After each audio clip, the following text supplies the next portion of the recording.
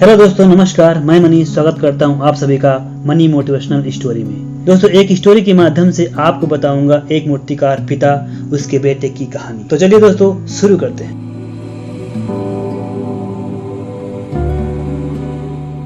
दोस्तों, एक गांव में एक मूर्तिकार रहा करता था। वो काफी खूबसूरत मूर्तियां बनाता था। उन्हें बेचकर काफी अच्छा पैसा कमाता था। उसे एक बेटा हुआ। उस बच्चे ने बचपन से मूर्तियां बनाना शुरू कर दिया था।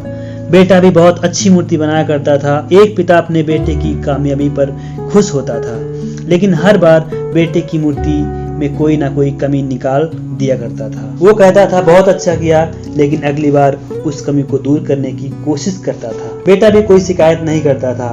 पिता की सलाह पर अमल करते हुए अपनी मूर्तियों को और बेहतर बनाने की कोशिश करता रहा। इस लगातार सुधार से बेटे की मूर्तियां पिता से भी अच्छी बनने लगी और ऐसा टाइम आ गया कि लोग बेटे की मूर्ति और ज्यादा पैसे देकर खरीदने लगे, जबकि पिता की मूर्ति पहले वाली कीमत पर ही बिकती थी। पिता अब भी बेटे की मूर्तियों में कमियां निकाल ही दिया करते थे, लेकिन बेटे को अब अच्छा नहीं लग रहा था। अब बिना मन के उन कमियों को एक्सेप्ट करता था, लेकिन फिर भी अपनी मूर्तियों में सुधार कर ही देता था। एक टाइम ऐसा आया कि बेटे के सब्र ने जवाब दे दिया।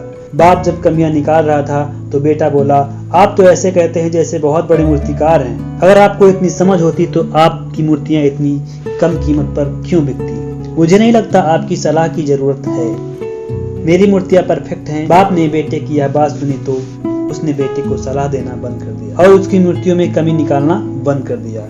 कुछ महीने तो वो लड़का खुश रहा, लेकिन फिर उसने नोटिस किया कि लोग उसकी मूर्तियों की उतनी तारीफ नहीं करते जितनी पहले किया करते थे, और उसकी मूर्तियों के दाम भी बढ़ना बंद हुए। शुरू में बेटे को कुछ समझ में नहीं आया, लेकिन फिर वो अपने पिता के पास गया।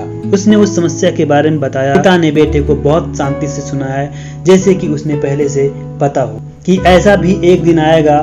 बेटे ने भी उस बात को नोटिस किया और उनसे पूछा, क्या आप जानते थे कि क्या ऐसा होने वाला है? बाप ने कहा, हाँ, क्योंकि आज से कुछ साल पहले इन हालात से मैं भी टकराया था। बेटे ने सवाल किया, तो आपने मुझे समझाया क्यों नहीं था? पिता ने जवाब दिया, क्योंकि तुम समझना नहीं चाहते थे। मैं जानता हूँ तुम्हारी जितनी अच्छी मूर्ति मैं नहीं बना पाता।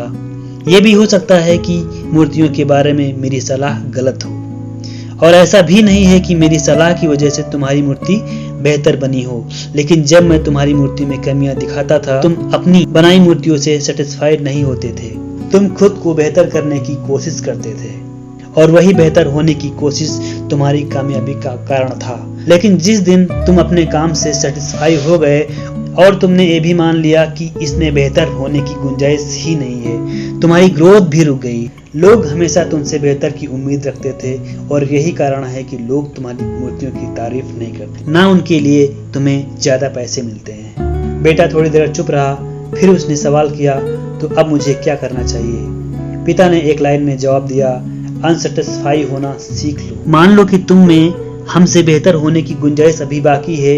यही एक बात तुम्हें हमसे आगे होने की इंस्पायर करती रहेगी, तुम्हें हमेशा बेहतर बनाती रहेगी।